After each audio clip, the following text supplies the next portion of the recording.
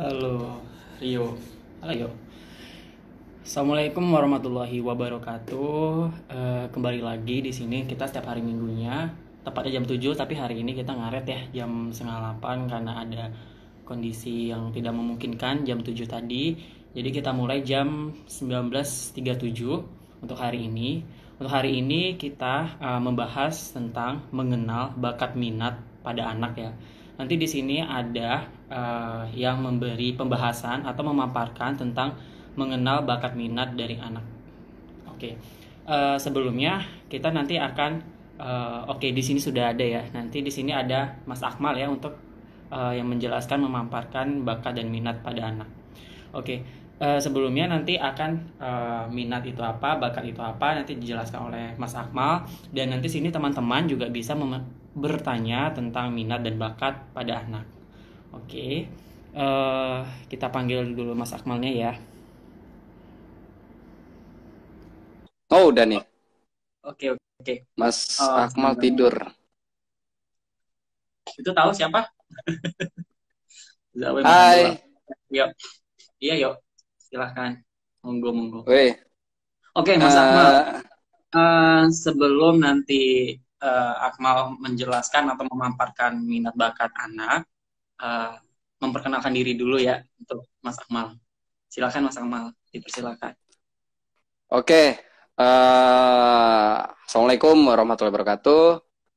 Nama gua Akmal Liansah. Akmal Liansah Putra Pratama. Panggilannya Akmal ya. Ya.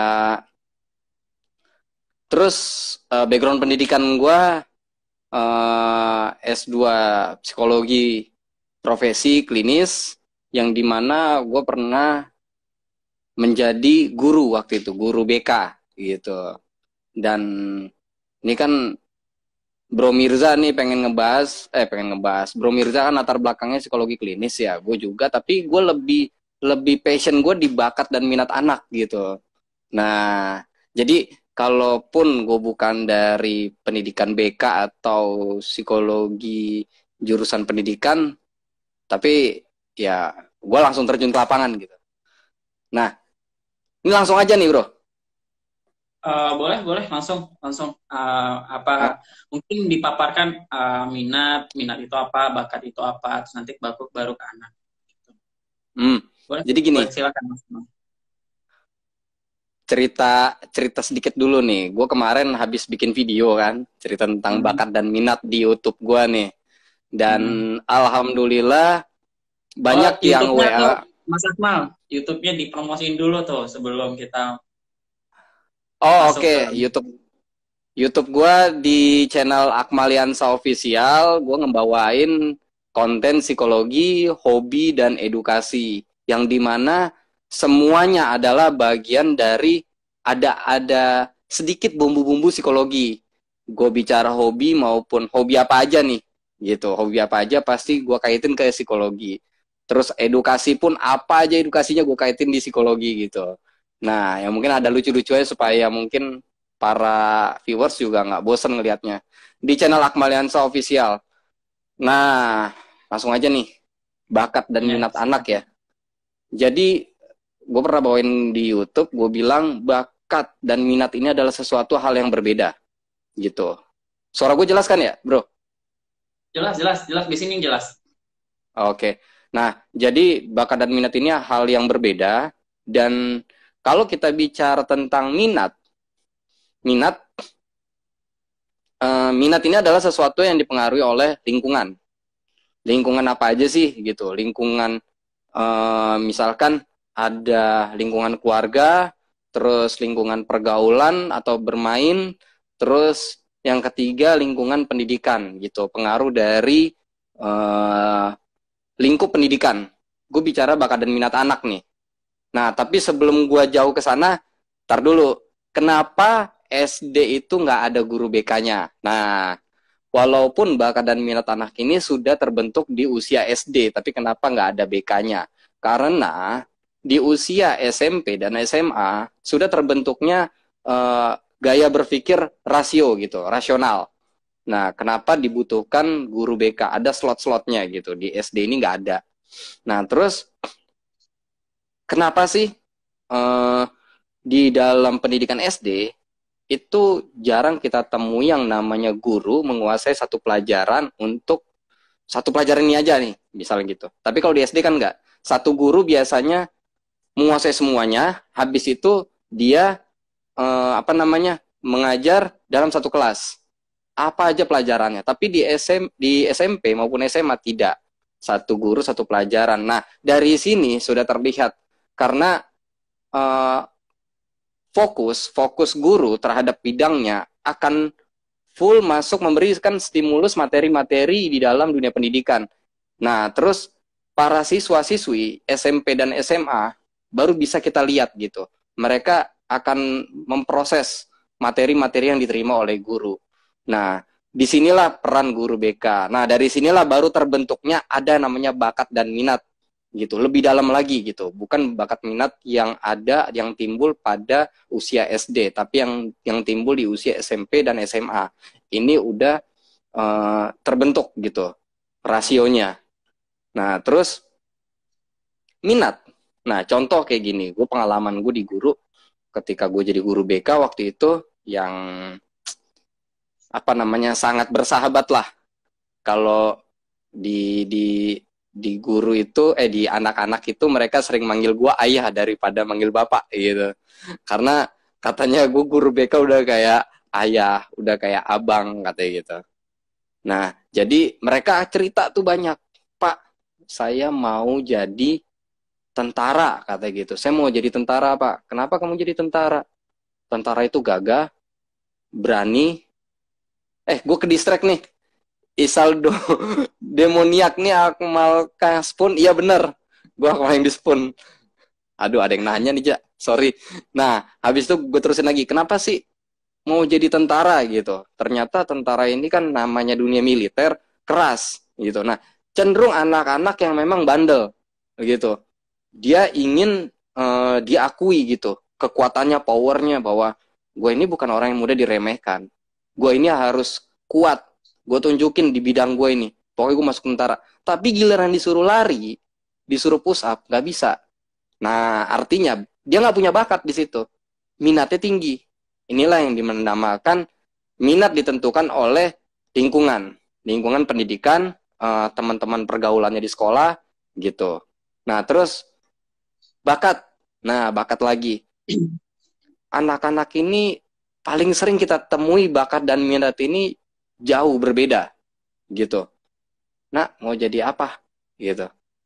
Gimana ya, Pak ya? Saya sih hitung-hitungan jago gitu kan. Tapi saya nggak mau masuk ekonomi. Saya nggak mau masuk IPS. Saya nggak mau jadi akuntan publik gitu. Masuk akuntansi nggak mau. Tapi saya jago ngitung-hitung, Pak. Kalau kata mama saya, katanya gitu. Kebetulan ibunya penjaga warung misalkan. Itu kalau hitung-hitungan belanja di agen, di distributor, itu pandai betul tuh anak. Tapi nggak mau masuk di perbankan. Nggak mau. Saya tuh maunya tuh, Pak, saya mau jadi dokter. Gimana caranya saya lulus SMP, saya mau masuk SMA IPA, bukan IPS atau SMK gitu. Nah, ini yang jelas banget gitu, hitam dan putihnya bakat dan minat. Nah, terus kalau kalau itu dijadikan konflik, artinya kita kan membutuhkan solusi. Nah, solusi itu apa sih? Bagaimana solusinya? Nah, solusinya adalah ketika nanti ada yang namanya menselaraskan gitu, menselaraskan yang namanya bakat dan minat sejalan agar tercapainya impian dan cita-cita yang ideal menurut si anak maupun si orang tua gitu. Nah, ini fungsinya adanya orang tua dan guru BK di dalam dunia anak gitu. Boleh kalau bisa libatkan tenaga profesional berupa psikolog anak atau psikiater anak yang akan mendengarkan dan mengarahkan dengan metodenya masing-masing. Nah, terus satu masukan dari gua nih, misalkan bapaknya menginginkan anaknya menjadi arsitek gitu. Enggak melulu dengan cerita aja gitu. Nah, arsitek tuh gambarnya tuh unik, lucu-lucu gitu. Ada garis-garisnya nih. Ya kita tahu kan bangunan-bangunan Eropa tuh pasti tiang-tiangnya itu kan unik gitu loh. Nah, enggak melulu dengan cerita-cerita yang gitu, tetapi harus dengan stimulus, misalkan diberikan bangunan-bangunan, terus diberikan gambar, terus nggak melulu diliatin doang nih, tapi dia harus mencoba menggambar gitu. Nah, ketika dicoba menggambar, baru diberikan reward atau pujian, berupa pujian atau hadiah, bentuk support dan dukungan. Itu bagian dari stimulus dalam membentuk yang namanya bakat dan minat gitu. Nah, ketika itu udah terbentuk, baru eh, kita beri stimulus lagi, motivasinya apa sih gitu. Kalau pengen jadi arsitek, ya kayak kayak gue yang nih, pengalaman gue sendiri nih, gue pernah ngerasain. Gue dulu waktu kecil nih, gue waktu kecil gue pengen jadi arsitek gitu. Gue suka gambar orang jelek, gambar bangunan gue bagus, sampai dipuji gue di SMA IPA waktu itu gue. Habis itu gue gambar bagus nih. Terus ketika gue di SMP diberi motivasi. Kalau kata ustadz gue dulu waktu gue SMP di pesantren, nak, kalau kamu nanti bangun masjid terus kamu mati, pahala kamu ngalir selama bangunan itu bermanfaat untuk ibadah. Nah, berarti ustadz itu udah memberikan stimulus kepada gue gitu dengan uh, bentuknya motivasi gitu, motivasi seperti itu dengan religius gitu. Nah, itu menjadi support buat gue. Wah, berarti gue harus masuk arsitek nih, gitu loh. Gue harus jadiin nih. Nah, ketika gue masuk di ilmu psikologi, gue pelajari tuh ilmu-ilmu waktu kecil gue tuh. Dan gue sinkronkan dengan kehidupan anak-anak zaman sekarang. Gitu. Nah, beginilah caranya. Begini loh. Gue juga sering memberikan masukan terhadap para orang tua yang ada di sekolah. Bahwa anak sekarang tidak bisa dididik keras seperti zaman kita dulu. Gitu. Nah, memberikan support pun sangat beda. Misalkan kalau dulu ketika kita salah, mungkin kita disabet gitu, enak betul gitu. Wah, tapi kita nggak menimbulkan rasa dendam dan kesal. Justru kita makin terpacu ingin membuktikan. Kalau sekarang nggak bisa, lo disabet, timbul udah di media ya kan? Yes. Iya kan, gitu loh. Iya, makanya gue sendiri nggak berani gitu. Dulu gue nggak berani mengeksekusi terlalu keras murid-murid gue gitu. Adapun gue keras terhadap murid-murid gue itu pun karena perilakunya yang uh, melibatkan hilangnya nyawa, misalkan perilaku tawuran. Nah, itu gue keras. Tapi selain itu gue nggak begitu keras. Nah, oleh sebab itu guru dan orang tua harus bisa menyentuh hatinya dulu. Kalau mempunyai keinginan anaknya jadi apa. Seperti itu. Tahap pertama adalah menyentuh hatinya, perasaannya ketika kita udah enjoy, anak itu udah enjoy terhadap guru dan orang tua, baru kita pelan-pelan masukkan stimulus. Berupa cerita maupun berupa benda yang ada yang dia suka. Gitu. Sekarang apa sih namanya yang tempat miniatur profesi anak-anak tuh? Kidsania, ya jadi dunia itu khusus anak-anak, anak-anak yang kecil yang usia-usia SD itu, terus yang ya anak-anak kecil kelas 1, kelas 2, Kidsania, itu dia namanya. Jadi ada yang jadi kasir, ada yang jadi dokter, jadi polisi, jadi tentara, semua profesi ada. Itu bagian fasilitas yang mendukung untuk membentuknya bakat dan minat anak, gitu. Tadi ada yang nanya tuh. Sorry nih, ada nanya dari Fajar. Halo Fajar. Fajar nih temanku. Dia psikologi juga. Pak, boleh nggak ortu ngarahin cita-cita anak? Boleh. Boleh. Sah-sah aja ya. Semua orang tua kan punya cita-cita untuk anaknya menjadi yang terbaik. Menjadi apa yang orang tua inginkan. Gitu. Ya itu arogansi orang tua sah-sah aja. Tapi yang penting menerapkannya itu dengan cara yang benar. Gitu, yang baik dan benar. Kadang-kadang kan ya gue orang tua, gue lebih hidup dulu, lu mana tahu apa-apa, ya lu harus begini dong. Itu salah gitu, seperti itu. Sah-sah aja, nggak apa-apa. Q&A dong, nggak apa-apa, sambil paralel Q&A, Mas Akmal sambil menjelaskan, nanti kita sambil paralel aja. Nah terus apalagi nih, gue singkat padat aja sih kayak gitu. Pokoknya bakat dan minat itu bakat. Nah, tadi kan bicara minat ya, bicara stimulus, bicara mengarahkan agar timbulnya motivasi. Tapi kalau bakat ini adalah skill Nah, skill ini melatih gitu. Misalkan kasarnya gini deh, orang tua kadang kan banyak yang berseberangan dengan anak-anak ya. Gue mau ini, tapi anaknya mau itu gitu. Nah, ini dia kita melatih si anak untuk misalkan gini, gue mau anak gue jadi dokter gitu. Gue mau anak gue jadi dokter. Ternyata anaknya maunya jadi bisnismen, pengusaha gitu. Nah, terus gimana caranya gitu? Nah, lu bisa memberikan cerita dulu, cerita tentang lu harus tahu dulu clue-nya namanya bisnismen itu apa sih yang diambil. Enggak melulu lu harus patahkan keinginan anak, salah. Kalau lu patahkan, ketika lu bilang itu salah, itu lu salah berarti, gitu. Lu bilang lu harus menganalisa dulu, makanya orang tua emang dituntut untuk cerdas, gitu.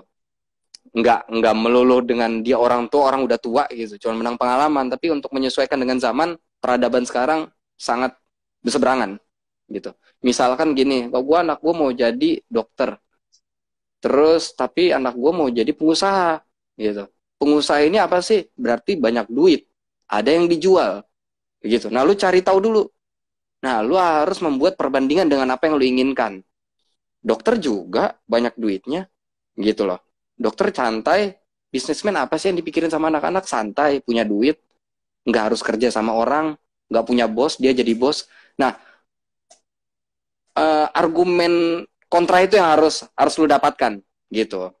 Dengan argumentasi yang mempunyai unsur motivasi kepada si anak, gitu. Bahwa bukan hanya pengusaha yang banyak duit, nah dokter juga banyak, gitu loh.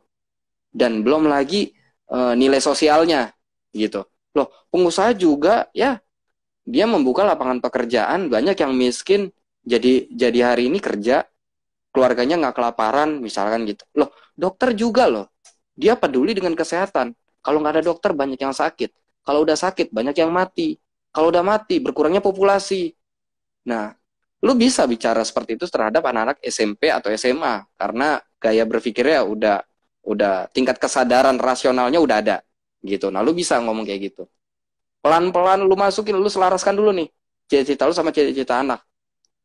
Mengguntingnya dengan halus gitu. Gitu.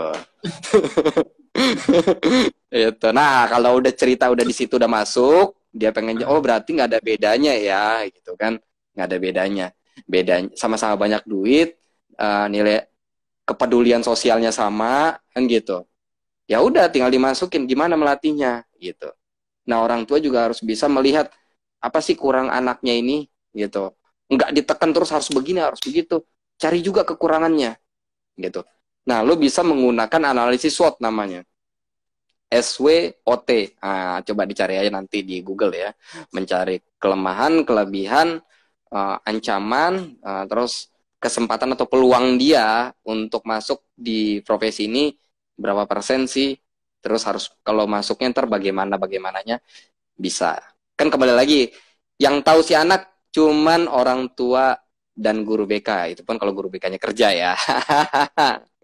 Gitu. Tapi kalau nggak tahu, ya bisa melibatkan tenaga profesional berupa psikiater anak atau psikolog anak. Gitu. Dari gue gitu. Ada pertanyaan nggak? Atau gimana? Tanggapan lo? Ini ada pertanyaan KNK lagi, KNE. Siapa? Dia mau nanya, Hah? typing. Nggak, sambil kita menunggu, gue mau nanya nih. Ah, Gini, jadi minat dan bakat itu harus selaras atau gimana nih? Maaf. harus selaras, bro. Karena kalau nggak Harus balance ya? selaras, iya harus selaras Hmm. maksudnya harus linear gitu, sejalan gitu. Jadi Hmm. lu mau apa, tapi lu bisa kerjain nggak gitu. Kayak gini. Ya, gue masuk psikologi dulu S1 gitu. Sedangkan gue pengen jadi arsitek gitu. Tapi harus ada gitu nilai motivasi gue yang mengiyakan bahwa gue memang harus masuk S1 psikologi di kampus ini gitu. Apa contohnya? Ya gue bisa bilang, lu pandai gambar bangunan, pengen jadi arsitek, hitung-hitungan lu bagus, tapi lu kenapa masuk psikologi? Gue dulu SMA jago nyomblangin orang, bro. Iya, nggak kenal jadi kenal sampai jadian gitu kan. Masalah dia putus ya bodo amat, yang penting udah jadian gitu. Dan gue profesional, gue nggak cinlok gitu. Nah makanya itu menjadi dasar gue masuk psikologi gitu. Nah kedepannya bagaimananya ya gue nikmatin. Pada akhirnya hari ini ya jadinya begini gitu. Begini tuh gimana? Ya hari ini kita satu alma mater di pasca sarjana, akhirnya kita jadi belajar ilmu psikologi gitu loh. Akhirnya gue mengubur jauh-jauh, gue menjadi seorang arsitek. Tapi ada satu kata, ada satu hal guru SD gue pernah bilang, gue cerita kan, ya kamu jangan sedih kalau hari ini kamu nanti jadi masuk psikologi, terus kamu gak masuk arsitek. Arsitek ini apa sih? Menggambar bangunan. Nah, dalam arti material. Anggap aja hari ini lo lagi membangun mental orang gitu, arsiteknya psikologi gitu loh, bukan membangun material gitu, tapi lo membangun mental gitu. Oke, ini ada pertanyaan dari teman kita. Kalau merasa salah jurusan itu sebenarnya minat nggak sih? Nah, salah jurusan ini ada dikasih spare waktu biasanya. Yang jelas nggak ada yang namanya terjadi kesalahan masuk jurusan di usia semester 7 atau semester akhir. Itu nggak ada yang namanya kesalahan. Kecuali memang lu mempunyai ada hal sesuatu yang memang harus lu buang gitu. Biasanya kesalahan jurusan ini terjadi di semester 1 dan semester 2. Ketika lu memasuki mata kuliah dasar, terus masuk di kan 1, 2, 3 mata kuliah dasar tuh. Nah, ketika lu udah nggak bisa ngikutin, di semester 2 udah mulai tuh bau-bau jurusan tuh kan. Semester 2 ketiga, lu udah nggak masuk nih. Nah, mungkin lu bisa curhat ke teman atau lu merenung gitu, introspeksi diri gitu loh. Kira-kira gue bisa nggak ya? Gitu. Terus evaluasi dari nilai-nilai yang lu dapatkan selama semester 1 dan 2. Kok tambah kecil, tambah rendah? Gue nguasain nggak sih sebenarnya? Kalau nggak cut, gitu loh. Tapi kalau lu kira-kira bisa, lu masih ada waktu buat belajar, ajar, gitu. Lu masukin terus tahap-tahap itu. Gitu kalau dari gue sih gitu. Oke, ada pertanyaan lagi sambil paralel. Mau nanya lagi nih, Mas Akmal. Jadi, perbedaan ya, kan kadang orang minat bakat. Kalau sudah minat, passion, kan, gitu ya. Your passion. Nah, ada juga bilang your hobby. Jadi sebenarnya hobby and passion itu sama nggak sih? Gitu. Kadang Hobi suka dan ya, kadang suka salah persepsi kan. Minat your passion, minat juga your hobby. Apakah passion and hobby itu sama atau ada berbeda gitu loh untuk menjalankan itu, minat dan bakat itu? Nah, oke. Jadi kalau hobi dan passion, itu hobi lebih kepada aktivitas yang memang lu sangat nikmati dan memang tidak berbau income. Tapi kalau passion memang suatu pekerjaan yang memang satu lu kuasai, yang lebih penting dan lebih utama itu lu menikmati. Gitu. Kayak gua nih. Hobi gua nyelam. Passion gue seorang guru. Tapi gini, gue kerja di kementerian, gaji gue gede. Tapi gue gak nikmatin ketika gue masuk guru dengan gaji kecil, jauh dari UMP, dan gue menikmati. Dan ternyata passion gue adalah guru, gitu. Nah, berarti hobi... minatnya itu adalah guru? Iya, guru. Bakatnya. Bakat minat gue di guru. Dari dulu gue pengen guru BK ketika gue udah bisa apa ya. Sebenarnya ini timbul dari di organisasi gue. Di organisasi gue, di Himpunan Mahasiswa Islam, di HMI, itu kan organisasi pengkaderan. Bagaimana kita mengader adik-adik. Ada hierarkinya, senioritasnya. Nah, itu kan kalau di dunia pendidikan ada kan, namanya murid dan guru. Gitu loh, ada tingkatannya. Nah, gue menikmati itu ketika gue mendidik adik-adik gue dan gue masuk ke dunia pendidikan. Wih gila, asik juga gitu loh. Gue melihat anak-anak, wih asik. Gue bilang kapan gue bisa jadi guru BK gitu. Akhirnya gue masuk. Alhamdulillah, ya lumayan banyak yang mencintai gue, dan ketika banyak yang mencintai gue enak ngarahinnya. Begini loh nak, yang bener begini loh. Nah baru gue masuk kan metode-metode psikologi yang selama ini gue pelajari, gue terapkan di dunia pendidikan, dan gue menikmati itu, dan itu passion gue bilang gitu. Dan kalau hobi lebih kepada irasional, gak masuk di akal. Hobi lu nyelam men, gaji lu berapa, tapi lu harus bisa dapetin alat selam yang harganya di atas gaji lu. Itu kan irasional, dimana kebutuhan lu itu banyak gitu loh. Itu hobi. Dan Oke, oke. syukur-syukur hobi itu bisa menghasilkan uang, itu lebih cakep. Nah itulah konten YouTube gua gitu. Hobi dengan passion, dan dengan bicara pekerjaan, gimana caranya hobi menghasilkan uang. Hari ini kan hobi kan irasional karena membuang-buang gitu. Gitu. Oke, tadi gue mau nanya apa ya, lupa. Oke, ada pertanyaan nggak untuk dari minat dan bakat anak? Berarti kita Eh, tuh harus eh, mengenal potensi kita dong. mm-mm. Ah, ini kelan nih. Ayo, ayo, kopi. Nggak ada nggak ada mereknya. Itu gambarku Daniel tadi. Your brand in glass. Iya. Apa? Jadi Kalau misalnya mengenal tuh potensi, apa kita harus mengenal potensi kita dulu atau gimana nih untuk mengenal minat dan bakat kita? gini, seorang anak, ini gue masuk ke segmen anak ya. Hmm. Anak-anak ini membutuhkan sebenarnya pendamping orang tua, sosok orang tua dan guru. Sebenarnya yang lebih penting sih orang tua, bukan guru. Karena kalaupun ada pun guru yang bisa bikin nyaman, pasti dianggapnya orang tua, bukan guru, gitu. Hmm. Nah, berarti kata kuncinya apa? Keywordnya adalah gimana caranya orang tua menjadi tempat paling nyaman bagi si anak. Ketika si anak bisa mengungkapkan ceritanya, bisa mengungkapkan ide-idenya, kemampuannya apa aja sih, seperti itu. Nah ini orang tua memang harus dituntut kreatif gitu. Lagi-lagi orang tua, cia, Jadi udah kayak di YouTube potensi gua. itu, potensi diri itu perlu dong ya.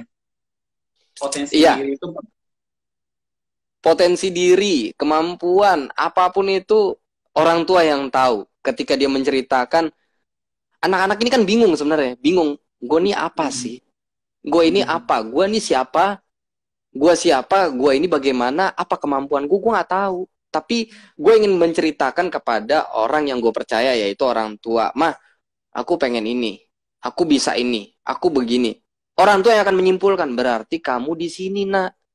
Gitu. Jadi kita nggak langsung nembak. Lu cocoknya jadi ini, men. Lu begini, lu begini. Nggak bisa. Itulah yang sering kita pelajari kan di dalam ilmu psikologi, bagaimana wawancara dan observasi, habis itu dengan alat psikotes menjadi alat penunjang. Inilah kita bisa melihat kemampuan lawan bicara kita atau klien atau si anak ini. Ternyata si anak ini begini, gitu, gitu. Oke, oke. Ada pertanyaan untuk teman-teman, kita Q&A. Nanti Mas Akmal yang menjawab. Iya. Serahkan semua ke lu. Nah, terus satu lagi nih, satu lagi. Gue hobi nyelam, tapi gue nggak pernah bawain konten nyelam. Gue lebih kepada hobi baru gue, yaitu aquascape nih di belakang gue. Itu ada air yang ngalir, ada gimana. Bagi gue, ini subjektif gue ya. Dibilang hal yang benar, terserah lo. Tapi ini subjektif gue, bukan yang objektif. Subjektif gue ketika melihat aquascape atau paludarium, air mengalir gemericik, itu membuat kita tenang. Gitu. Sebenarnya orang ini nggak butuh solusi ketika ada masalah. Yang dibutuhkan adalah ketenangan. Baru datangnya berikutnya adalah solusi. Hai Bu Mori, aduh jadi nggak enak ada Bu Mori. Ada Bu Mori, Bu Mori. Seperti itu. Iya. Cara bisa lebih cepat gimana sih? Bu Mori, assalamualaikum Bu Mori. Aduh nggak enak nih, jadi deg-degan nih. Itu dia. Oh ya, maaf. Jadi, Tadi masalah tadi ada apa namanya? Lo ja, bilang ja, bentar, ja. Bentar. Lu nggak bikin judul untuk di udah, apa udah, namanya? udah, Di sini ada udah, ya? ada. Oh, oh, oh ini Dan fitur baru gua nggak ngerti. Ya terus lanjut. itu baru. Dan gue juga pertama bingung. Wah, ini Iya. mana judulnya? Izin menyimak ya, mantap, keren. Terima kasih Bu Mori. Aduh, gue Oke, jadi Mam. grogi. Ya, lanjut. Muka lo jadi beda, coy. Guys, ini Bu Mori ini dosen gua. Dia Ya, dokter, dokter muda. Hmm. dosen kita. Emang lo. Ya, dosen. Ya, ya, ya gua, dosen gua dan dosen lu dan dosen kita, beliau juga seorang psikolog gitu. Iya, iya, benar-benar. Oke, Nah, Mam. Tadi masalah apa namanya? Alat tes. Nah, biasanya lo mm, kalau itu pakai alat tes apa biasa minat bakat itu? eh, bentar. Ini untuk anak semua usia ya? Enggak, SMP dan SMA sih. Gue lebih ini. Kalau anak SD dan lainnya paling umum aja yang gue ini. Nah, terus kalau alat tes ini gue pakai SHS Solan gitu. Oh, kayak SD Solan. Oke. SH, Berarti SHS Solan. yang ada Tapi itu lima, pun juga enam ya? ada 5 kalau nggak salah ya. Gue udah lama nggak make tuh karena COVID ya. Enam karakteristik. Enam Iya, karakteristik. 6 ya. Cuman Hmm. cuman itu juga nggak bisa dijadikan acuan karena kan lagi-lagi kan yang namanya alat tes hanya alat penunjang gitu. Ya. Yang lebih utama adalah wawancara dan observasi. Berikut analisa Apakah kita akan melihat gambarannya. pertanyaannya lagi, apakah IQ itu mempengaruhi nggak dalam minat bakat anak? IQ itu enggak. Gue sih Oh, IQ itu nggak enggak. sependapat dengan IQ. Iya, nggak Oh, nggak bisa dijadikan ukuran gitu loh. bukan ukuran, maksudnya sebagai penunjangnya gitu. Misalnya dia IQ-nya itu di atas rata-rata, di bawah rata-rata. Tapi dia pengennya engineering atau kedokteran, kayak gitu. Terus pas di minat Oh, bakatnya ya ternyata dia ada masuk ke sosial, kan ada karakteristik sosial. Atau psikolog juga kan nggak bisa mm, di bawah rata kan, kalau IQ kalau menjadi psikologi atau psikolog nggak boleh rata di bawah rata kan, harus dia di mm. rata-rata atau di rata-rata. Nah ternyata dia pengen psikolog nih, psikolog aja psikologi. Nah terus ternyata IQ-nya di bawah rata-rata. Terus pas minat bakat dia ternyata sosial, ada jurusan ke psikologinya gitu. Nah itu gimana tuh kalau kasus kayak gitu? Nah ini gini, eh kan yang membuat acuan-acuan ini kan proses formil yang dimana tempat atau klasifikasi si anak di bidang ini dengan syarat EQ sekian gitu loh. Tapi kalau gue sendiri nggak sependapat ya, karena bakat sendiri ada skill atau kemampuan yang bisa dilatih dan butuh proses, memang benar butuh proses. Terus kalau minat itu adalah ketertarikan dia dengan suatu hal gitu. Tapi kalau nah banyak sih uh, gua nggak terlalu berkiblat sama sama dengan tes EQ gitu dengan apa namanya syarat-syarat formil. Ini kan syarat-syarat administrasi di dalam penerimaan biasanya itu kan penerimaan mahasiswa baru atau penerimaan jurusan-jurusan SMA dengan proses-proses dan melibatkan alat tes atau IQ yang barusan lu sebutin tadi. Gue sih nggak sependapat gitu. Bagi gue yang paling penting adalah bagaimana wawancara dan observasi, melihat kemampuan si anak dan melatihnya, dan di situ baru kita yang menganalisa, yang mempunyai tenaga profesional, melihatnya seperti apa, gitu. Itu lebih bijak, gue bilang. Kalau lu memakai klasifikasi itu, gue banyak mendapatkan cerita, dan itu banyaknya kekecewaan di anak-anak, gitu. Pak, saya mau ini. Apaan, Pak? Tesnya begini. Masa nggak bisa? Masa nggak? Banyak terjadi hal seperti itu gitu loh, kekecewaan itu yang banyak yang gue dapetin, dan itu gue agak kurang gitu, gue agak kurang menerima gitu. Oke, berarti lo tidak menerima hal IQ itu ya, eh, Ya, dalam hal tes. Kok ini apa? Patah-patah mal, halo? Iya, udah. Tadi lu juga Oke, udah. patah-patah kok. Udah gue sambung patahannya. Iya. Nah, ini mana? Oke, ada Nah, pertanyaan nggak buat teman-teman ada pertanyaan nggak? Soalnya gini, menurut nih itu gimana? si Miu masih ada Ada di sini teman, nggak? ini ada dari Chris nih. Itu ada temanku dia bilang dia minatnya itu di BK, tapi dia benci sama gurunya. Oke, tak dulu sama gurunya karena guru BK-nya itu ini kok nggak ada lagi lanjutannya karena guru BK-nya itu apa nih, Chris? Nah, dia Ada dia pengen BK temanku dia. tapi dia benci sama gurunya. Itu gimana tuh? Ya, ini kan baru baru bicara minat gitu. Ini baru bicara minat, belum bicara bakat. Hmm. Ini baru bentuk keraguan gitu.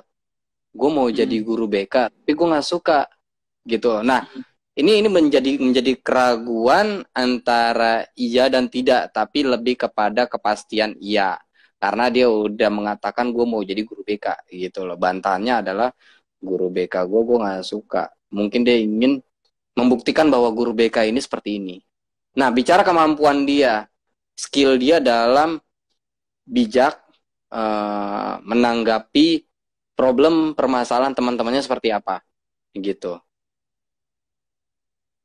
Oh gitu. Mm-mm. Ini baru bicara minat, Gimana? belum sampai bicara bakat. Belum sampai bicara bakat ya. Baru minat ya. Iya, yang tadi, yang BK tadi itu baru Oh, bicara yang minat, BK tadi. belum bicara bakat. Oh, oke. Iya, bro, sorry, Oke, oke. bentar, ini ada yang nanya nih, nanti live-nya disimpan ya kak. Ini jaringannya Disimpan, muter-muter mulu. disimpan. Pasti disimpan. Eh Nanti tinggal di ini aja. masalah disimpan atau enggak?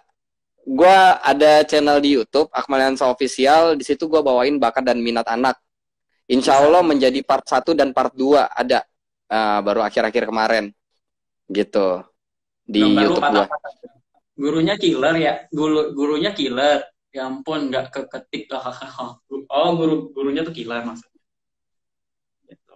Iya, gurunya gila. Gua Sama gini, gue banyak marah-marahin guru BK waktu itu. Jadi gue bilang, lu guru BK bukan kesiswaan yang mencatat poin anak nakal.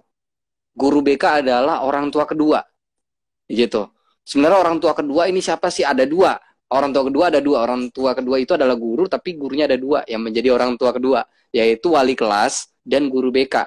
Mungkin dulu itu zamannya kehidupan kita dulu nih, zamannya SMP atau SD dulu. Kita belum pernah menemui BK atau BP ya.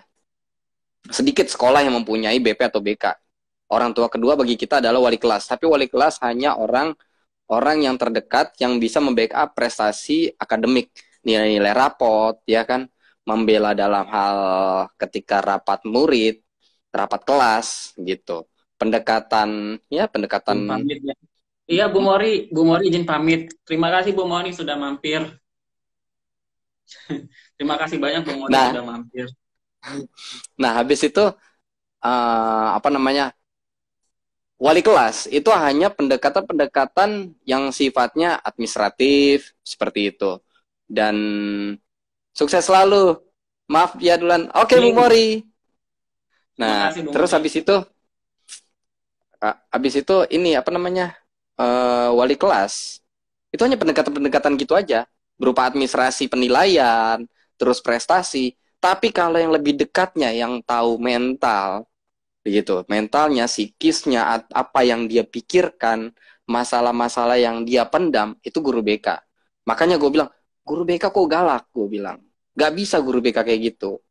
Yang mencatat, yang memberikan poin, ini administrasi sekolah nih, yang sepengetahuan gue setelah gue ikut diklat waktu itu di PGRI ya, yang namanya memberikan poin, memberikan sanksi anak nakal, yaitu kesiswaan, bukan guru BK.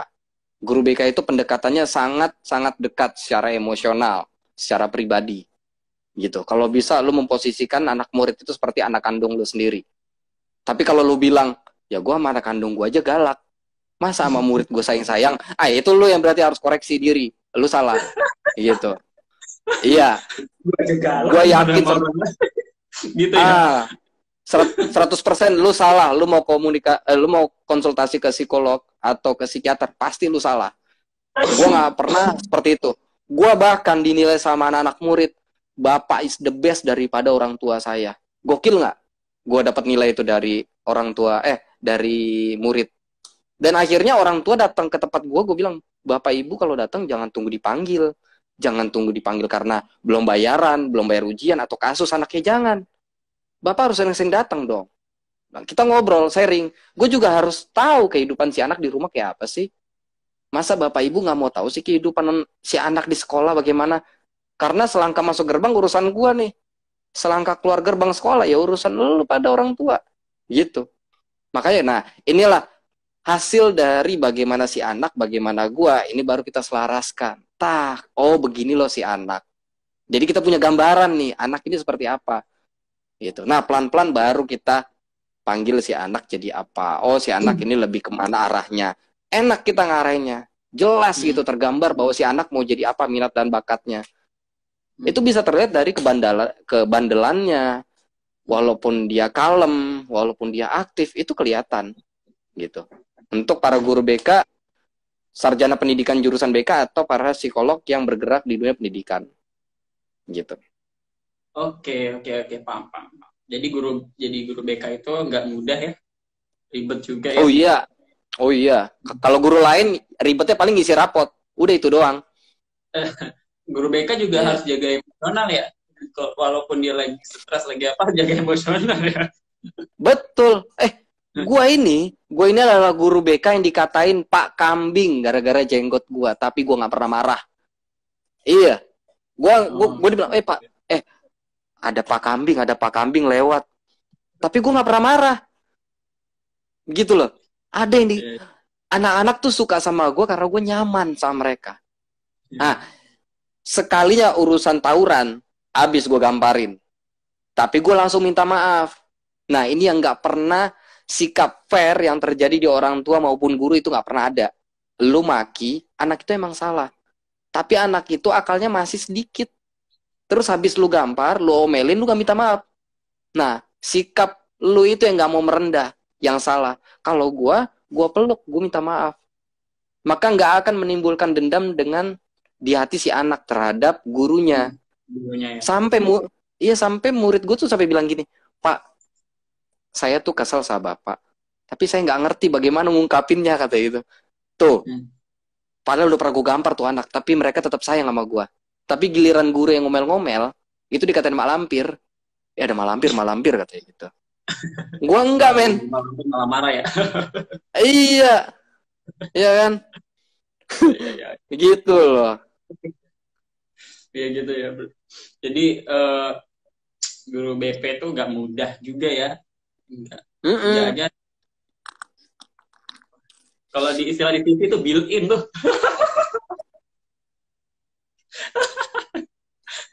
Lo dari tadi iklan mulu cuy. Gue sambil ngopi. Oke. Apa ya? Gue tadi udah nyatet pertanyaan tapi gue bingung mana tadi. Ya udahlah. Oke. Ada yang pertanyaan lagi nggak? Sambil menunggu kita bertanya-tanya lagi. Oke, Bang, cerita lagi nggak? Ada lagi? Ini nih. Lagi nih. Kak, nah apa tuh katanya?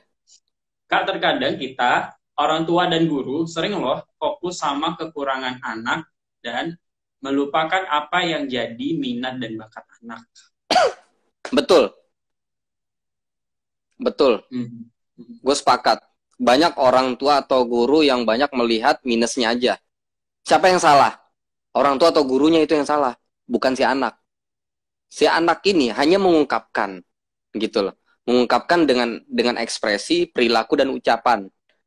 Yang salah ketika lu yang melihatnya, lu yang mempunyai pengetahuan, lu yang mempunyai kesadaran full, lu yang mempunyai kedewasaan, lu hanya melihat negatifnya, itu salah. Gitu. Sebenarnya sih yang gue omongin ini bukan terhadap anak dan orang tua atau anak sama murid ya. Sama pacar pun bisa juga. Lu jangan melihat dari sisi gue negatif terus dong, gitu kan. Lu jangan lihat, tapi lihat dong sisi positifnya juga, gitu loh. Nah, ini perlu diterapkan di orang tua, guru, dan anak-anak murid gitu. Yang salah orang tuanya dan gurunya. Lebih kepada inilah apa namanya tuh. Coba banyak-banyak merenung gitu kan, atau banyak-banyak baca buku gitu kan, baca buku lagi. Hari ini udah zaman high tech gitu, e-book udah banyak, belajar tentang bagaimana sih psikologis anak nih seperti apa gitu. Banyak bukunya kok di Gramedia atau di Shopee juga banyak. Lu belajar aja. Kalau lu nggak tahu, lu bisa cerita, lu bisa share sama teman-teman yang di dalam dunia keprofesian tersebut. Seperti itu. Minat bakat ini ya panjang prosesnya ya, nggak hanya dari satu titik doang. Berarti dia ada berapa titik banyak. Apa ya? Dibilang prosesnya memang panjang, tapi untuk mengetahui bakat dan minat anak sebenarnya simple banget gitu. Simple, padat, memang. Nah, lagi-lagi kalau kita ngejalanin ini gitu loh. Nah, ya gue sendiri apa namanya? Mungkin kalau gue punya anak, gue juga kelimpungan gitu loh. Gue bisa nyeramain orang tua lain, gue bisa nyeramain guru-guru. Ntar giliran gue yang punya anak, kelabakan ya kan. Nah, memang untuk meragai suasana batin dan suasana emosional selaku orang tua, memang ya cobalah sabar-sabarlah guru dan orang tua gitu. Dan memang dituntut untuk kreatif. Nah, gini mah banyak kasus ya. Ini banyak kasus yang orang tua menginginkan anaknya menjadi, tapi banyak anaknya nggak mau menjadi A, anaknya pengen menjadi B. Nah, itu tadi yang gua jelaskan di awal, yang gue bilang yang bapaknya misalkan mau anaknya jadi dokter, ternyata anaknya sendiri mau jadi pengusaha. Nah, dicari dulu clue-nya gitu. Clue-nya dicari dulu. Sebenarnya persamaan itu kan kalau orang tuanya terbuka ya. Bagaimana kalau orang tuanya dengan ya kamu ya A gitu. Jadi mau nggak mau si anaknya menjalankan A, tapi dia menjalankan A itu karena dia emang pintar ya dia bisa bagus. Cuman dia nggak senang gitu, gimana? Nah, lu curhat ini Ja kalau kayak gini mah. Nggak banyak. Iya. Pernah konselingin anak SMP, SMA, konselingin SMP, SMA. Jadi dia tuh pengennya A, pengennya ke IPS, tapi dia pengen IPA. Dia pengennya IPS tapi dia pengen IPA. Nah, di IPA itu suruh ke sini. Makanya tadi gue bilang alat tes EQ sama alat tes minat bakat itu penting nggak? Kalau menurut gue itu penting banget. Karena kalau gue lihatnya waktu itu adalah melihat EQ-nya dia sama nilai rapot. Kalau gue lihatnya. Karena nanti di situ adalah interpretasinya, nanti kita bikin psikogramnya. Seperti itu. Setelah itu, pas konseling sama observasi sama gue, dia nggak mau, akhirnya dia nangis. Gitu kan. Tetap nangis, ayahnya, orang tuanya kekeh dengan keinginannya. Jadi mau nggak mau dia ngejalanin hal itu. Itu dia udah di IPA, tapi dia mau masuk ke jurusan, maksudnya kayak IPA itu kayak kedokteran, engineering. Padahal dia ada bakat ada bakatnya di engineering. Nilai rapotnya bagus, fisika kimianya, EQ-nya tinggi, kayak gitu kan. Terus pas tes sekolahnya, pas DS Holland, dia ada bakat, ada minat di engineering, kayak gitu. Nah itu bagaimana? Tapi dia nggak mau, dia pengen ekonomi. Tapi orang tua suruhnya emang di situ. Nah itu gimana? Gini, bakat itu tidak semerta-merta kita melihat dari hasil rapot, gitu. Hasil rapot, hasil tes EQ nggak bisa, gitu. Gua sendiri subjektif gua nggak sepakat gitu dengan tes EQ itu. Walaupun itu adalah proses administrasi formil yang dilakukan oleh psikolog atau guru-guru yang ada di dalamnya. Tapi lagi-lagi di sini adalah, lu tahu nggak sih, murid satu, tapi gurunya banyak. Mereka pada dewasa, sarjana. Satu guru sarjana pendidikan bahasa Inggris, satu guru sarjana pendidikan bahasa Indonesia, satu guru pendidikannya jurusan IPA, matematika, seni, olahraga, agama. Ini satu murid. Dikeroyokin dari semua pelajaran, yang dimana itu yang lu lihat di nilai rapot, terus lu bisa menyimpulkan itu si anak masuk di sini. Itu nggak fair, gue bilang gitu. Ntar dulu, enggak, ini awalnya dulu Ja. gini, ya awalnya. Nah, terus anak-anak, terus orang tua dan kita orang dewasa melihat dari nilai rapot, oh kamu nilai rapotnya sekian, berarti kamu bodoh di sini nih, kamu bodoh matematika, kamu masuk bahasa Indonesia aja gitu loh. Udah, kamu. Nah, ingat nilai rapot, proses inputnya itu gue udah pernah, dan ini banyak terjadi manipulasi data gitu loh.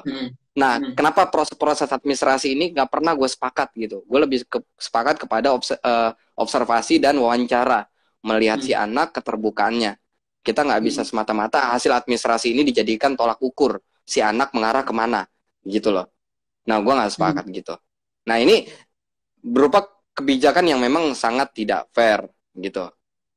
Nah, kita ini bisa melatih si anak. Nah, nanti masalah ketajaman analisa kita selaku orang tua melihat si anak ini seperti apa, kalaupun nanti kita nggak bisa menganalisa, itulah sebabnya dibutuhkan tenaga profesional ke psikolog atau psikiater anak untuk bisa menilai lebih tepat lagi gitu loh. Berarti mengarahkan ke tenaga profesional begitu kalau misal orangnya kekeh gitu. Kalau orang tuanya kemampuan dalam menganalisa anaknya kurang gitu. Biasanya kalau orang tua tuh menganalisanya biasa lebih keinginan sih ya, bukan menganalisa ya, keinginan orang tua. Sepakat. Betul. Gue pengen anak gue begini. Gue pengen anak gue jadi astronot. Mendingan lu buang aja tuh anak lu ke luar angkasa gitu kan, dengan alih-alih profesi astronot gitu kan. Gue pengen anak gue jadi hukum gitu loh kan. Hukum yang seperti apa? Pengen jadi pengacara. Pengen jadi anak gue jadi hakim. Jadi dokter. Jadi apa? Yang punya skill, yang punya raga, yang punya pikiran adalah si anak. Si anak meragai suasana kebatinan pada usianya, dan si anak juga meragai suasana pada usia sebayanya terhadap lingkungannya seperti apa. Dia menyesuaikan dengan peradaban. Gitu loh. Ketika anak mau jadi apa, ketika anak menjadi apa, support. Orang tua yang benar adalah mensupport dan memberikan koridor yang benar. Misalkan kamu jadi apa sih, nak? Gamers tuh apa? Nah, tugas orang tua adalah menjaga si anak agar tidak keluar dari batasan-batasan norma-norma yang ada. Gitu loh. Aturan-aturan yang ada. MU juga sepakat sih, nilai yang dirapot nggak tepat, terutama pasti PJJ kayak gini. Betul. Emang sih kadang kayak suka tergantung sekolah juga ya, subjektif nilai rapot. Cuman kalau emang gue sih sebenarnya setuju nggak setuju nilai rapot, cuman nilai rapot itu sebagai data sekunder aja gitu, data sekunder untuk melihat dia sama EQ-nya, karena buat interpretasi dan psikogramnya gitu kan, untuk data pendukungnya dari observasi sama konselingnya dia begitu. Kalau gue sih gitu. Jadi emang gue juga sepakat kalau nilai rapot itu subjektivitasnya emang tinggi gitu. Kalau jadi belum tentu dia pintar itu gitu kan. Dia tingginya itu gitu, kecuali emang objektif di gurunya itu, tapi jarang yang objektif ya, guru-guru itu jarang. Di sini ada pertanyaan nih, Mal, bagaimana mengarahkan orang tua yang selalu melihat kekurangan anak dengan tolak ukur IQ yang harus apa sih, yang harus bagus, yang harus bagus sehingga nilainya semakin menurun. Bagaimana mengarahkan orang tua yang selalu melihat kekurangan anaknya? Ini apa namanya? Halo Ronald. Gue nggak ngerti. Apa namanya? Nyimak aja, Nal. Untuk Ginan ya, Ginan Zulfa Soleha. Kalau kita kenal orang tuanya, kita bisa memberikan masukan kepada dia untuk mengarahkan ke guru BK-nya. Kalau anak ini sekolah, kita bisa memberikan guru BK-nya, atau kita arahkan ke tenaga profesional berupa psikiater atau psikolog untuk nanti meluruskan seperti apa gitu. Karena kan penerapannya atau intervensinya pasti akan berbeda-beda, menyesuaikan dengan karakter, kondisi orang tuanya dan kondisi karakter si anak gitu. Gua nggak bisa bilang harus begini harus begitu. Yang paling umumnya ya, generalnya aja, bahwa semua kembalikan kepada masing-masing yang mengetahui karakternya. Ke guru BK, si anak atau orang tuanya bisa konsultasi, atau ke psikolog atau ke psikiater anak, seperti itu. Oke. Nanti dikasih tahu. Nggak terjawab kah? By the way, psikiater belajar EQ gitu-gitu. Dia, gua kurang tahu, gua bukan psikiater. Tapi Tapi kayak di psikiater. Setahu gue kalau di apa psikiater itu namanya dia kayak di YouTube gua penyakit-penyakit. Heeh. di di YouTube gua pernah wawancarain psikiater anak ya di YouTube gua Akmaliansa Official. Itu Dokter Dian, psikiater anak dari Rumah Sakit Duren Sawit dan praktek di RC. Itu dia bilang eh oh ya, dia nggak belajar EQ, tapi dia belajar tentang bagaimana menerapkan hal yang benar untuk melihat kemampuan si anak gitu. Oke. Iya, Berarti yang dia punya terapinya sendiri gitu loh. Dia punya terapinya sendiri gitu. Iya, ya. Berarti lebih tepatnya ke psikolog dong kalau kayak gitu ya. Ya kalau lo pengen mengetahui IQ ya ke psikolog gitu. Tapi kan di sini bukan mengetahui IQ, tapi bagaimana mengarahkan orang tua yang selalu melihat kekurangannya anak dengan EQ. Yang kayak lu bilang, lu lebih sepakat sama EQ, lu lebih sepakat dengan acuan data sekunder yaitu raport. Tapi maksudnya dia adalah jangan melulu dengan nilai-nilai administrasi itu menjadi ukuran. Tapi melihat dari sosoknya seperti apa sih karakternya gitu. Jadi keinginannya seperti apa sih kayak gitu. Oke, kalau gue sih data sekunder. Karena kalau data primernya ada benar, konseling adalah pertama, observasi adalah kedua itu primer. Data sekundernya yang tadi itu. Nah, itu buat data pendidikan kita gitu. Kalau gue sih tetap data sekunder bukan data primer ya. Bukan mengutamakan, tapi untuk yang membentuk gitu. Ini ada lagi si ibu promosi mulu. Si ibu promosi mulu, iya benar. Oke, ada pertanyaan lagi nggak? Q&A untuk pertanyaan-pertanyaannya.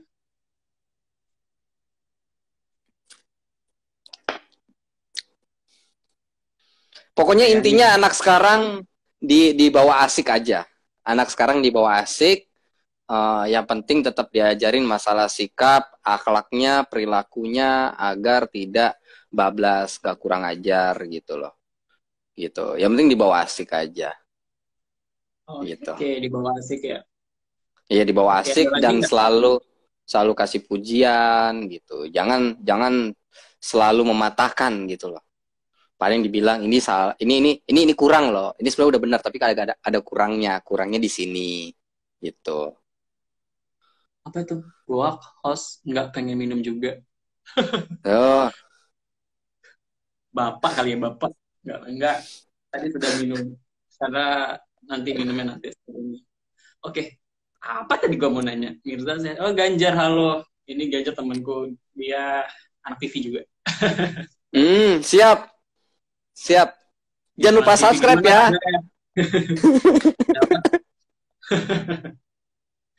Oke. Ada lagi yang diinin? Mau dijelasin lagi, Mas Akmal? Satu lagi. Tugasnya psikolog ini kan menjadi pendengar ya. Pada substansinya seorang psikolog adalah pendengar yang baik gitu. Nah, untuk menjadi pendengar yang baik kan nggak harus keluar uang yang banyak, tapi bagaimana kita belajar menjadi pendengar yang baik, terus menanggapinya dengan bijaksana. Memang hal ini sulit kalau untuk diterapkan kepada orang terdekat, ada ikatan emosional. Bisa dipraktekkan kepada orang yang memang nggak terlalu kita dekat ya. Nah, jadi cobalah belajar untuk mengerti anak, mendengarkan si anak ini seperti apa, kemauannya, dan ya coba diarahkan gitu. Buat para orang tua, jangan terlalu disamakan lah dengan zaman-zaman dulu gitu loh. Dulu kita dicambuk, kita bisa berdiri. Kalau sekarang dicambuk, runtuh gitu, ambruk semua gitu loh. Nah, jadi coba menyesuaikan dengan peradaban, dengan zaman. Yang penting agama kita tidak tidak berubah gitu, tidak berubah dengan zaman gitu loh. Zamannya Android, agama kita Android kan gitu kan, nggak mungkin kan gitu. Jadi terus belajarlah untuk menjadi pribadi yang baik dan sehat. Oke, jangan lupa subscribe YouTube Akmaliansa Official untuk dapatkan konten psikologi edukasi ya. Gua apa iklannya? Gua nggak ada iklan ya.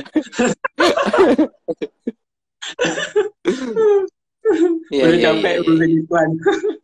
Oke, ini tadi Aimi Iya, Mak. bilang kapan-kapan live sama gue dong. Iya boleh, Emil, nanti kita buat listnya ya.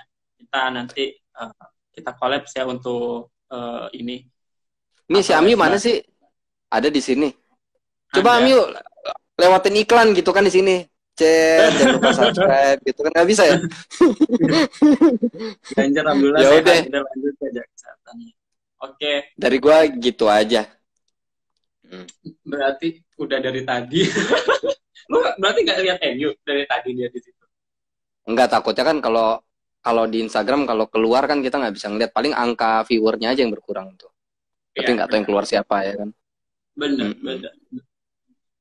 Oke, berarti kesimpulannya adalah minat dan bakat itu harus balance ya, harus selaras ya antara minat dan Ya, bakat. Terus kemudian kita harus melihat dulu ya anaknya seperti apa, kita harus bagaimana kondisi anaknya. Jadi tidak semerta-merta harus A gitu ya. Gitu iya Mas Akmal. betul, betul, bener. Ini ada klien gua nih, namanya Raverto Xavier, itu klien gua tuh anak SMP tuh yang ngoceh mulu dari tadi tuh, yang dia bener-benerin tuh, itu anak Oh, SMP tuh. Iya, oh, oke oke oke oke. ponakan. Ponakan. Iya, kalau kata dia jangan lupa follow katanya gitu. Itu yang membuat gua terkesan gitu loh. Gitu. Emang susah sih guru BP ya. Jadi gue dulu tuh Iya, ada jadi guru BP kan. Oh my god, guru BP kayaknya enak di kerjaannya cuma duduk gitu-gitu kan. Terus pas sih kalau pendidikan malas banget gue. Ya udah, iya. gue malas banget sih kalau di pendidikan gitu. Ya udah akhirnya malas juga. Ternyata guru BP itu ribet juga ya. Nggak semudah apa yang kita lihat gitu ya. Ribet tapi asik. Kalau lu bisa pas itu asik banget. Lu jadi artis ketika lu datang ke sekolah lu disambut sama fans lu. Hai Bapak ganteng katanya gitu.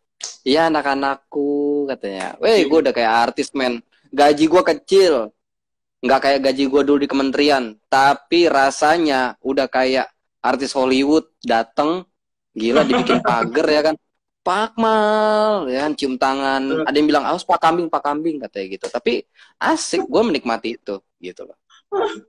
Oke oke oke. Oh ya, Ma, ini gue baru inget nih. Tadi gue Apa tuh? lupa. Aduh dasar umur udah tua gue jadi lupa. Gimana Jadi tuh mah, gimana? kan tadi masalah cita-cita tuh. Hmm, Apakah bisa kita mengasihkan stimulus? Tadi kan bilang stimulus juga tuh. Stimulus dari kecil untuk bisa kita menjadi itu gitu loh. Misal gini, waktu gimana kecil gimana? kita si mainan waktu kecil, si orang tua itu pengen jadi dokter atau menjadi arsitek misalnya. Kayak lu kan menjadi arsitek. Tapi dikasih stimulusnya dari kecil, yaitu mainan dokter-dokteran atau mainan seperti bangunan. Seperti itu. Hmm. Akhirnya dia kan berstimulus kan, kayak gitu secara tidak langsung kan. Apakah bisa Hmm. seperti itu nggak kita kasih stimulus secara tidak langsung? Kayak seperti mainan gitu dari kecil. Bisa, tapi kan dibutuhkan kata pengantar, yaitu cerita-cerita itu. Enggak melulu lu harus lu kasih mainan, misalkan lu harus jadi pembalap terus lu gue beliin Hot Wheels gitu kan, balap mobil-mobilan. Tapi lu nggak kasih pengantar. Pengantar itu yang akan merangsang rasio si anak. Pengantar itu kayak gini loh. Gimana maksudnya? Pengantar itu kayak gini. Ini juga bagian dari stimulus untuk memberikan motivasi si anak. Misalkan gini. Nah, tahu nggak sih arsitek itu gambar bangunan. Ini lo gambarnya baru lo tunjukin. Nah, arsitek itu membuat gambar yang paling indah. Yang paling indah di dunia ini adalah gambar arsitek, yaitu gambarnya bangunannya si A, misalkan si Robert gitu kan, yang ada di Mekah atau di Spanyol, peninggalan sejarah terdahulu. Ini arsiteknya wah. Oh, nah kita bisa menganalisa ketika kita bisa melihat ekspresi si anak. Nah, pas kita kasih stimulus itu kira-kira ekspresinya gimana sih? Nah, ini menjadi ukuran dan menjadi bahan pertimbangan ketika anak biasa aja, flat aja gitu, nggak ada rasa kagumnya, ya udah clear gitu. Jangan dipaksain. Tapi boleh Iya. dipaksain tapi secara halus. Secara pelan-pelan kan. Kok nggak ada juga ekspresinya. Nah, option kedua baru kita kasih mainan Lego. Lo tau kan Lego kan? Nah, kita beliin Lego, ih cakep bangunannya. Atau kita ajak ke pantai, kan ada pasir tuh yang bisa dibikin bangunan tuh, istana gitu kan. Nah, ini gimana sih bikin bangunan? Wih. Nah, mulai dari kegiatan itu yang dicintai sama si anak, nah berawal dari hal itu baru kita tingkatkan lagi stimulus-stimulus yang ada. Nah, sampai si anak mengiyakan gitu. Oh iya iya, ya udah, gue oke deh masuk di arsitek. Walaupun pada akhirnya dia mengiyakan di teknik sipil. Arsitek sama sipil ini kan beda tipis, ya kan? Arsitek bicara gambar, sipil bicara komposisi bangunan, gitu. Satu kesatuan sih. Nah, Iya, iya. kayak gitu. Hidup Hidup monitoring pendidikan. hi- hidup Pendidikan. minoring pendidikan katanya. Nah, ini ada pertanyaan. Guru BK di sekolahku malah ribet ke isi buku absen murid aja untuk pendekatan sama muridnya nggak pernah. Itu tadi Iya. susahnya jadi guru BK. Iya. Ja, sebelum gue jawab ini, gue minta ini dong jawaban. Gue pengen nanya nih sama lo nih. Kira-kira dalam live ini, kira-kira gue boleh nggak jadi seorang smoker nih? Oh, jangan dong. Kan ini Oh, dilihat jangan. orang. Okay. Ya. Nah, ini kan dilihat oke. Gua jawab yang barusan ya. Gue jawab sih, gue tanggapi ya. Masalah tadi itu kalau di sekolah dia kan cuman ngisi absen doang. Di sekolahan gue jujur, sekolahan gue juga kayak gitu modelnya. Kan di sekolahan gue itu guru BP-nya, ya guru BK-nya ada 2. Satu gua, yang satu lagi cewek ada, dan dia sama sekali nggak paham. Padahal guru BK-nya itu dari sarjana psikologi, sarjana ya, bukan magister, dia sarjana psikologi, dan dia sedikit pun nggak paham. Walaupun di mejanya ada DSM-5 tuh yang tebel tuh, ya kan, yang buat nimpuk tuh, tetap nggak paham. Dia kerjanya cuman, iya, dia tuh kerja ngisi absen apa namanya, absen murid, absen si anak gitu kan, ya gitu-gitu aja gitu lah. Hai Uktimor masih di sini nggak? Uktimor nih apa namanya, orang di sekolah nih, ini guru nih. Kalau Uktimor. Kalau aku EQ-nya lewat psikotes otak. Gimana sih nih? Kalau aku IQ-nya lewat psikotes otak. Kalau dia IQ-nya, nah. Waalaikumsalam, Bu Adel. Waalaikumsalam. Itu guru bahasa Indonesia tuh di sekolahan gua yang dulu. Guru.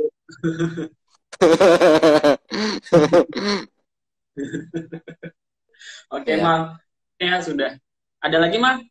Untuk ini penutupan atau untuk memberikan motivasi buat teman-teman di sini atau kesimpulan? Ada. Coba kita, entah murid, entah anak, ya. Entah murid, entah anak, coba lebih belajar lagi ya, lebih belajar menyikapi permasalahan atau fenomena di lingkungan sekitar kita. Kalau kita menjadi orang tua atau guru, coba pahami keinginan anak seperti apa, gitu. Dan anak ini kan akalnya kan sedikit ya, cetek gitu. Dan nggak bisa juga kita salahkan. Kalau kita salahkan berarti kita yang salah. Kalau orang anak-anak bodoh, kalau nggak bodoh kan dia nggak sekolah, ya kan? Jadi ya wajar kalau anak-anak bodoh gitu. Nggak bisa kita bilang anak itu bodoh. Emang bodoh, kenapa lu harus hukum gitu. Nah, jadi untuk orang tua coba belajar memahami anak, memahami mentalnya, keinginannya, dan bagaimana menyikapi si anak. Kalau bisa mengarahkan, memberikan ini yang baik, ini buruknya, untuk menjadi apa yang anak inginkan. Jangan anak menjadi apa yang orang tua inginkan. Support terus untuk pendidikan anak, support terus untuk masa depan anak, karena anak adalah pemimpin masa depan bangsa ini. Kalau orang tuanya rusak, ini adalah cerminan bangsa yang rusak ke depannya. Gua tahu penguasa hari ini mungkin dididik dengan orang tua atau guru yang salah, makanya negara ini hancur, gitu. Bahasa ngomong negara, aduh maaf saya nggak paham. Iya, gitu. Oke. Kalau orang tuanya hancur, bisa ke psikolog klinis. Bisa ke Boleh. psikolog klinis. Tuh ada yang mau nanya tuh gimana tuh? Hah? Ada yang mau Kenapa? nanya tuh. Baru mau tanya saya, Pak. Ada yang- Oh ya udah nggak apa-apa Bu Guru, nggak apa. Tadi katanya bukan guru bahasa Indonesia katanya. Tapi itu guru. Iya, iya. Tapi bukan guru bahasa Indonesia. Oke, Katanya mau support nanya. terus di channel Akmaliansa Official akan membawakan konten Oke. psikologi, Ini Bu edukasi dan Gurunya mau publik. nanya nggak? Bu Gurunya mau nanya, Ya. kita kasih kesempatan ya Mas Akmal. Bu Gurunya mau Oke, nanya siap. nggak? Kalau Bu Guru mau nanya, silakan satu pertanyaan dari Bu Guru. Kemudian nanti kita tutup ya Mas Akmal. Oke. Kayaknya sih lagi typing nih, kayak lagi typing Bu Guru ya. Kalau kita ping ya. Soalnya lagi typing ya Bu Guru. Ini delaynya parah Pak, 1 menit delay. Halo Akbar, Saya guru guru seni seni budaya, budaya. Bapak-bapak. Mau tanya soal kecerdasan sosial nih. Gimana pendapatnya? Kecerdasan sosial. Oke, pendapatnya. Ah, Kecerdasan. ah. Gua tanggepin ya. Iya, iya, lo tanggepin. Ya. Kecerdasan sosial itu bisa dilihat dari anak-anak dalam bekerja teamwork itu. Kita bisa melihat posisi si anak di mana si anak menjadi leader kah, menjadi eksekutor atau konseptor, dan mau anak itu bandel, mau anak itu pinter, pasti punya posisi-posisi yang ada gitu. Dikatakan anak ranking 1 pinter gitu. Tapi nyatanya kecerdasan sosialnya nggak ada. Dia ternyata individualis. Banyak kan yang kita temui kan. Anak pinter, ternyata kecerdasan sosialnya nol gitu. Mereka tuh kayak kerjanya peneliti gitu loh, di lab aja gitu. Dia nggak tahu tuh dunia luar seperti apa. Nah, kecerdasan sosial bisa kita lihat bukan dari interview, tapi observasi. Kita melihat dari pergaulan mereka. Bagaimana sih interaksi mereka dengan yang lain, satu dengan yang lain, atau dia dengan kelompok yang ada gitu. Bagaimana kita melihat sikap dalam menyelesaikan permasalahan yang ada. Itu kita bisa lihat gitu. Nah, dari situ kita bisa mengukur atau memposisikan atau mengklasifikasikan si anak ini ke bagian apa, di bagian mana dia cocoknya gitu. Jangan dipaksakan gitu loh. Kamu kan saya tunjuk jadi ketua kelompok, kok kamu nggak kerja? Oh ya Pak, saya nggak ngerti Pak. Kamu ngertinya apa? Ya saya ngertinya ngambilin kertas di bawah doang. Ya udah kerjain aja yang kamu bisa. Artinya si anak ini hanya mampu di situ, jangan pernah dipaksakan. Ini salah gitu. Jangan paksakan Untung gue anak bukan, sih. untung gue bukan guru. Tapi Kalau ada guru kayak gitu itu guru salah. banyak tahu. Zaman dulu gua kayak gitu cuy, dipaksakan. Zaman dulu, gue bilang zaman dulu kita dicambuk, kita bangkit. Zaman sekarang kita dicambuk, runtuh gitu loh. Jadi dipaksakan. Tapi jadinya tough, jadinya kayak ya jadi bisa Kayak, gitu loh. iya, Gitu. bener. Oke, ini ada satu pertanyaan lagi nih. Sejak usia berapa, ini kayak pertanyaan yang tertutup ya. Usia berapa minat dan bakat anak terlihat? Di usia SMA kelas 3. Di usia kelas 3. SMA kelas 3. Kenapa gue bilang kelas 3? SMA, SMK, atau SMU kelas 3 itu karena masa pendidikan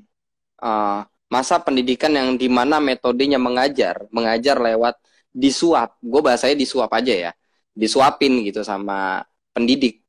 Itu di usia SMA terakhir. Kenapa? Ketika ini pergaulan SD nih, masuk kelas 6 SD, di mana dia akan meninggalkan lingkungan SD-nya gitu. Dia meninggalkan lingkungan SD-nya, masuk ke tahap SMP, bertemu dengan lingkungan baru. Bertemu lingkungan baru lagi, itu akan membentuk minatnya lagi. Minatnya lagi, terasah lagi kemampuan bakatnya, itu masih berseberangan tuh ntar tuh. Gitu. Nah, masuk ke tahap SMA, lulus dari SMP masuk ke SMA atau STM ya. Itu bentuk lagi tuh. Minatnya ketemu teman baru, minatnya beda lagi ceritanya. Ya kan? Ya bapak gua lah jadi roketnya, ceritanya gitu kan. Ya mak gua jadi kandangnya kan gitu kan. Nah, terjadi stimulus baru gitu, terjadi cerita baru. Oh, berarti gue jadi astronot. Kan gitu. Soalnya bapaknya dia duitnya banyak. Jadi roket katanya gitu kan. Berarti gue harus jadi astronot dong, mendapatkan duit banyak. Manusia itu lagi-lagi orientasinya pasti uang gitu. Tapi bagaimana anak yang cerdas adalah bagaimana memanfaatkan akalnya, kecerdasannya untuk menjadi uang gitu. Nah, terus Money nanti oriented bakat dong itu, nanti. nah, Akan menjadi uang. Money oriented dong iya, nanti. kasarnya seperti itu memang, kasarnya seperti itu. Nah, Bukannya terus money kena oriented itu nggak bagus ya? sebentar, gue belum selesai ngomong. Oh, Nah, oke, oke.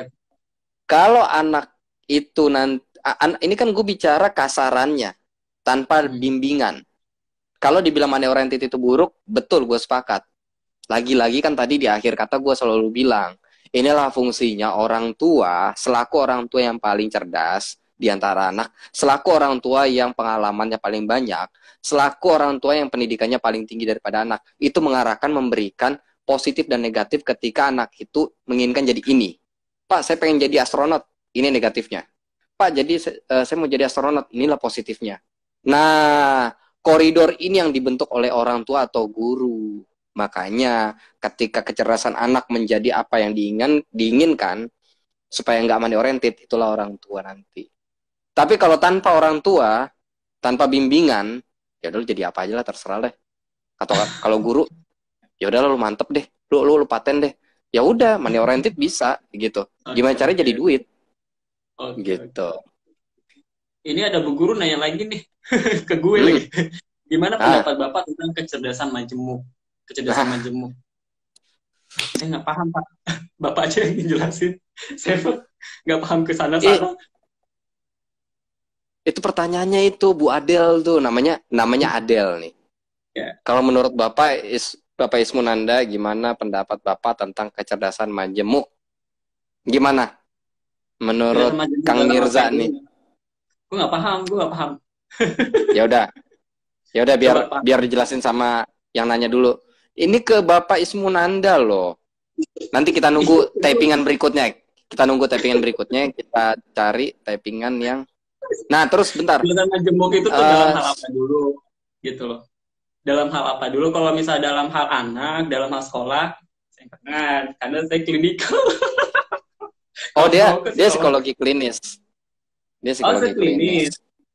Enggak, lu maksudnya gue ngomong sama Oktimor ini bahwa si Ismunanda ini adalah psikologi klinis. Kalau mau ngomongin orang gila harus minum obat apa, nanti terus dia harus diterapi apa, beliau bisa jawab gitu. Tapi gue bukan orang gila ya. Sebenarnya gue juga bukan psikologi dari mayor pendidikan, tapi karena gue memang passion dan gue sangat menikmati kehidupan si anak, ya gue nggak banyak teori tentang ya bahasa-bahasa ilmiah bahwa kayak metode mengajar ini dari teori ini itu gitu. Ya udah, dosen gue dulu pernah berpesan bahwa hari ini yang kalian pelajari semuanya nggak kepake besok di lapangan ketika kalian jadi psikolog. Gitu, kalau kata dosen gue dulu.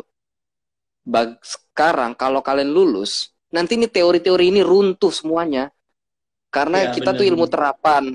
Ilmu terapan adalah ilmu yang menerapkan, yang bersinggungan langsung dengan masyarakat.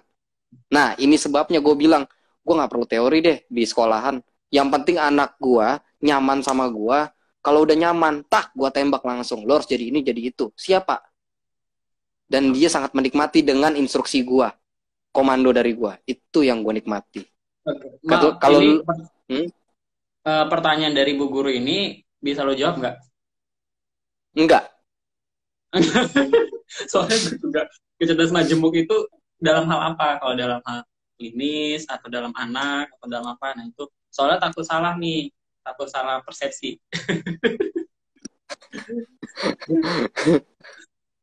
Kalau Mas Akmal bisa ngejelasin, monggo ya. Ya nanti deh nanti di YouTube aja kali gue jawab ya. Boleh nanti gue bahas tuh. Oke. Ya. Tadi udah ya pertanyaan tadi terakhir itu yang dari siapa? Riviana, tadi pertanyaannya tadi sudah ya, SMA ya pertanyaan tadi. Kita lihat Iya di SMA. Di SMA karena kenapa tadi sudah dijelaskan. Terus kesimpulan adalah back to kesimpulan, yaitu minat dan bakat itu harus balance dan selaras. Oke, bener nggak Mas Akmal? Betul. Dan Betul. menjadi orang tua harus mengerti anak ya, jangan memaksakan anak, karena anaklah masa depan bangsa dan negara. Bener nggak tadi ngomong gitu? Iya. Bener, anak itu adalah cerminan bangsa di masa depan, dan anak menjadi aset di negara. Ngerusak anak sama aja ngerusak masa depan bangsa, gitu. Kalau bangsa ini udah rusak, berarti yang salah sejarah yang terjadi di masa lalu. Ya. Oke, terima kasih Mas Akmal. Subscribe di Akmaliansa Official. Bye bye. Terima kasih Mas Akmal. Assalamualaikum warahmatullahi wabarakatuh. Waalaikumsalam warahmatullahi wabarakatuh. Oke. Woi, turunnya gimana nih? Turunnya tinggal close doang. Gua mau penutupan. Oh ya, oke. Jangan lupa subscribe channel Akmaliansa Official. Hidupkan tanda lonceng untuk terus mendapatkan update. Support kami dengan memberikan like dan komen ya. Kami akan terus menghadirkan konten seputar psikologi, hobi, dan edukasi untuk Anda setiap pekannya. Terima kasih.